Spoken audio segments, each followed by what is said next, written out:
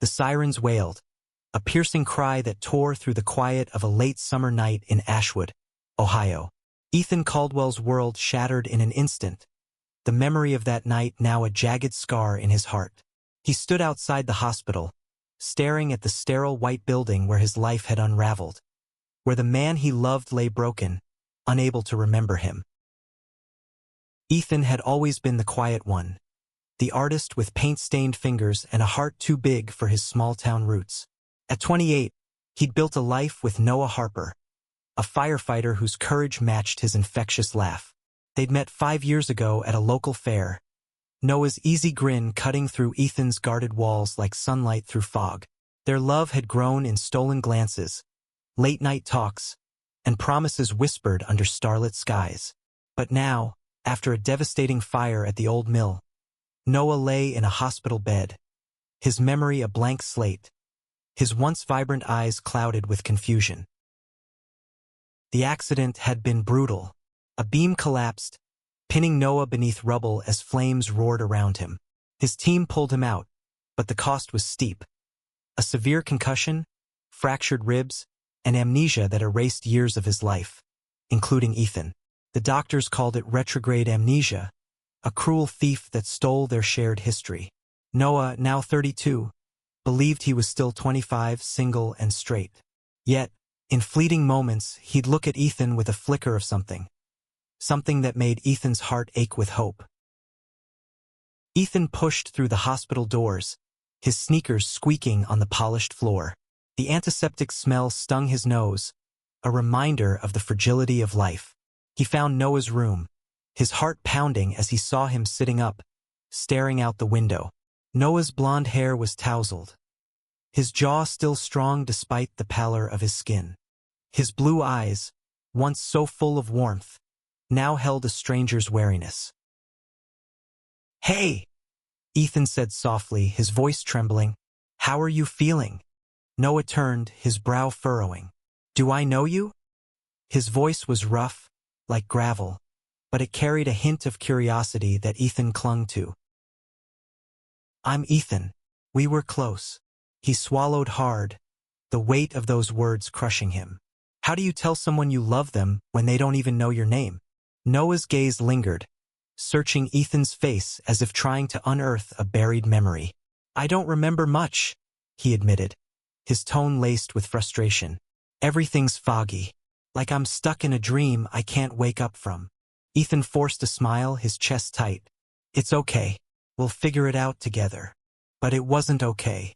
Every day was a battle to reconnect, to bridge the gap between the Noah who loved him and the Noah who didn't.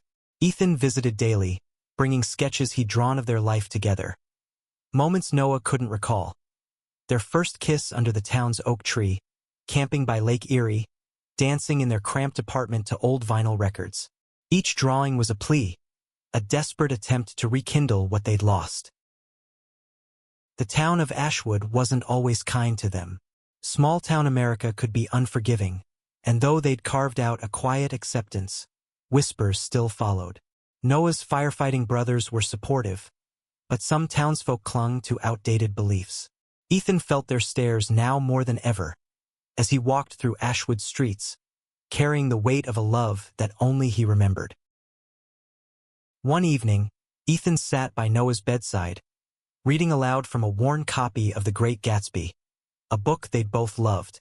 Noah listened, his eyes fixed on Ethan's hands as they turned the pages. "You read like you mean it," Noah said suddenly, his voice soft. "Like you're trying to tell me something."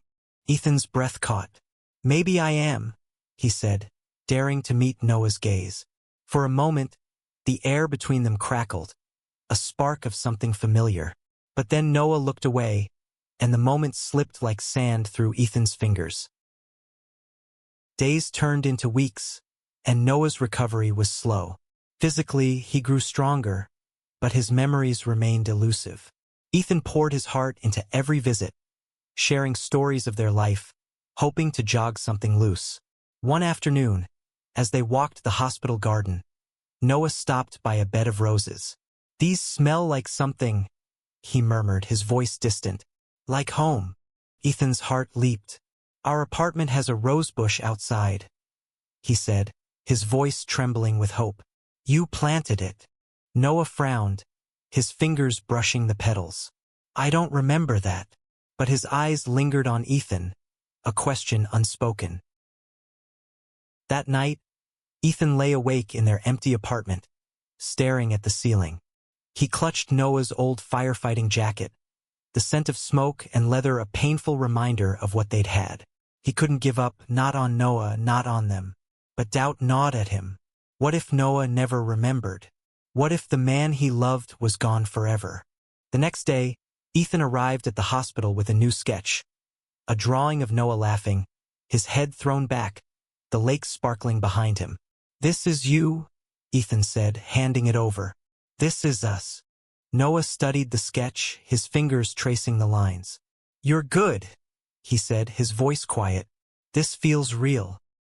He looked up, and for the first time, there was no wariness in his eyes, only a fragile curiosity. Ethan's heart pounded. It is real, he whispered, and I'm not giving up on you. Noah didn't respond, but as Ethan left the room, he heard a faint whisper, so soft he almost missed it. Don't go. He froze, his pulse racing. It wasn't much, but it was enough. For now, it was enough. Noah's discharge from the hospital was both a relief and a new kind of torment.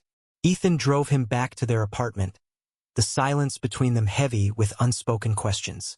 Noah sat in the passenger seat, his broad shoulders hunched, staring out at Ashwood's familiar streets as if seeing them for the first time. Their apartment was a small, cozy space filled with memories Noah couldn't grasp. Ethan watched him take it in, the mismatched furniture, the easel in the corner, the photos on the wall. Noah paused at a picture of them at the county fair, arms around each other, grinning like fools. This is us? He asked, his voice uncertain. Yeah, Ethan said, his throat tight.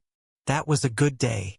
Noah's fingers lingered on the frame, his expression unreadable. I don't feel like that guy, he said finally. I don't know who I am anymore. Ethan wanted to reach out, to pull Noah into his arms and promise it would be okay. But he held back, afraid of pushing too hard. Instead, he offered, You're still you, Noah. We'll find you again. Life settled into a fragile rhythm. Noah moved back into their apartment, sleeping in the guest room because the idea of sharing a bed felt too weird to him. Ethan cooked their favorite meals, played Noah's favorite music, and filled the silence with stories of their past. But every step forward came with setbacks. Noah would laugh at a joke, then catch himself, as if laughter betrayed the stranger he'd become. The firefighting crew was a lifeline. Noah's best friend, Mike, visited often, bringing stories of their calls and pranks at the station. You were always the brave one, Mike said one night over pizza, charging into fires like you were born for it. Noah's eyes lit up at the stories, but they dimmed when Mike mentioned Ethan. You two were solid, Mike said, clapping Ethan's shoulder. Inseparable. Noah's jaw tightened, and he changed the subject. Ethan's heart sank, but he kept his smile in place, hiding the ache. The town's judgment grew louder. At the grocery store, Ethan overheard whispers. Old Mrs. Carter muttering about that lifestyle, and how Noah's accident was a sign. Ethan gripped his cart, his knuckles white, fighting the urge to confront her. He knew Noah faced the same scrutiny at the fire station, where some younger recruits questioned his place now that he couldn't remember his training. One night, Ethan found Noah on the balcony, staring at the stars. The air was crisp, carrying the scent of autumn leaves. I used to love this view, Noah said, his voice low. I can feel it, but I can't see it in my head. Ethan stepped closer, their shoulders brushing. We'd sit out here for hours, he said. You'd tell me about the stars, like you were some astronomer instead of a firefighter. Noah chuckled, a sound that warmed Ethan's chest. Sounds like I was full of it. You were, Ethan teased, daring to nudge him. For a moment, they stood in comfortable silence, the gap between them narrowing. But the next day, Noah's frustration boiled over. He'd been trying to read his old journals, hoping to spark a memory, but the words only confused him. "This doesn't make sense," he shouted, throwing the journal across the room. "I wrote about you like I was in love, but I don't feel that. I don't know you." Ethan flinched, the words cutting deeper than he'd expected.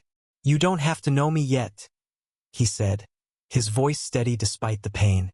"Just give it time." "Time?" Noah snapped, his eyes flashing. "What if I never remember? What if I'm not that guy anymore?" Ethan took a step forward, his voice soft but firm. "Then we start over. I'll love you enough for both of us until you figure it out." Noah stared at him, his anger fading into something softer, more vulnerable. "Why do you stay?" he asked, almost a whisper. "This can't be easy." "Because you're worth it," Ethan said simply. "You always have been." That night, Noah didn't retreat to the guest room. He sat on the couch with Ethan, watching an old movie they'd loved. When their hands brushed, Noah didn't pull away. It was a small victory, but Ethan held onto it like a lifeline. Winter crept into Ashwood, blanketing the town in snow and silence. Ethan and Noah's fragile progress was tested daily, but moments of connection kept Ethan hopeful. Noah started asking questions, small ones at first, about Ethan's art, their favorite diner, the dog they'd planned to adopt. Each question was a thread, weaving them closer, but the gaps in Noah's memory remained a chasm. One morning, Ethan found Noah in the kitchen, staring at a photo of them hiking in the Appalachians. "I look happy here," Noah said, his voice tinged with longing. "Was I?" "You were," Ethan said, leaning against the counter. "We both were." Noah's eyes met his, searching. "Tell me about it." Ethan hesitated, then began. He described the crisp air, the way Noah had carried him over a stream, laughing when Ethan protested. As he spoke, Noah's face softened, a faint smile tugging at his lips. "Sounds like I was a sap," he said, but there was no mockery in his tone. "You were my sap," Ethan said, his voice catching. Noah didn't respond, but he didn't look away either. The fire station became a battleground. Noah was cleared to return part-time, but his memory loss made training difficult. Some of the newer firefighters, led by a loudmouth named Derek, questioned Noah's place. "He's not the same," Derek said one day, loud enough for Noah to hear. "Maybe he shouldn't be here." Ethan saw the hurt in Noah's eyes when he came home that night. "They're right," Noah said, slumping onto the couch. "I'm not the guy they trusted." "You're still that guy," Ethan insisted, sitting beside him. "You just need time to prove it." Noah shook his head.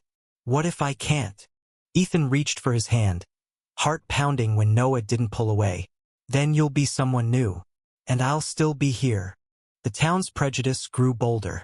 At a community meeting, a council member suggested Noah step down, citing concerns about his condition. Ethan stood up, his voice shaking with fury. "Noah's twice the man any of you are," he said. "He's fighting to come back, and you're kicking him when he's down." The room fell silent, but the damage was done. Noah's confidence waned, and he withdrew further. Ethan fought to keep him grounded, sharing more sketches, more stories. One night, he showed Noah a drawing of their first date. A picnic by the lake, Noah's arm around him as fireflies danced. "You drew this from memory?" Noah asked, his voice soft. "Every detail," Ethan said. "I don't forget the things that matter." Noah's fingers brushed Ethan's wrist, lingering. "I want to remember," he whispered. "I want to feel what you feel." Ethan's heart raced, but he didn't push. "You will," he said. "I know you will." Christmas brought a turning point. The fire station hosted a fundraiser, and Noah insisted on helping, despite his doubts. Ethan watched him work the crowd, his old charm flickering through. When Noah caught his eye and smiled, Ethan felt a spark of the man he'd fallen for. That night, as snow fell outside, Noah sat closer to Ethan on the couch. "I don't know if I'm the guy in your stories," he said, But I want to be. Ethan's breath hitched. You already are, he said, his voice barely above a whisper. Noah leaned in, his forehead resting against Ethan's. I'm scared, he admitted. But when I'm with you, it feels right. They didn't kiss, but the moment was enough. A promise of what could be. Spring arrived, thawing Ashwood's icy streets and Ethan's guarded hope. Noah was really trying to rebuild himself. He trained harder at the station, pushing through the fog of his memory loss. Ethan saw glimpses of the old Noah. The way he'd joke with Mike, the determination in his eyes when he studied firefighting manuals late into the night. But the tension in town grew. Derek and his crew spread rumors, questioning Noah's ability and, worse, his relationship with Ethan. One night, Ethan overheard them at the diner. He's confused, Derek sneered. Thinks he's something he's not because of that artist guy. Ethan's blood boiled, but he walked away, knowing a fight wouldn't help Noah. Instead, he focused on their evenings together, where Noah seemed more at ease. They'd cook together, Noah's clumsy attempts at chopping vegetables making Ethan laugh. You're hopeless? Ethan teased one night, bumping Noah's hip. Noah grinned, a spark of his old self. You love it. I do, Ethan said, the words heavy with truth. Noah's smile faltered, but he didn't pull away. A breakthrough came unexpectedly. Noah found an old mixtape in a drawer, labeled "For Ethan" in his handwriting. They played it, the soft strum of acoustic guitar filling the room. Noah closed his eyes, swaying slightly. I remember this, he said, his voice thick.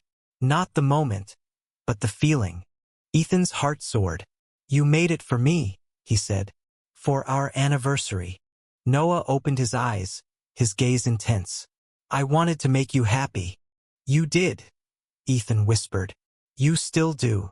The moment stretched, fragile and perfect. Noah reached for Ethan's hand, his touch tentative but warm. I don't know what we were, he said, but I know what I feel now. Ethan's breath caught, tears prickling his eyes. What do you feel? Like I'm waking up, Noah said, his voice raw. Like you're home. They kissed, slow and hesitant, but it was everything Ethan had been holding on to. It wasn't the past reclaimed, but a new beginning. The victory was short-lived.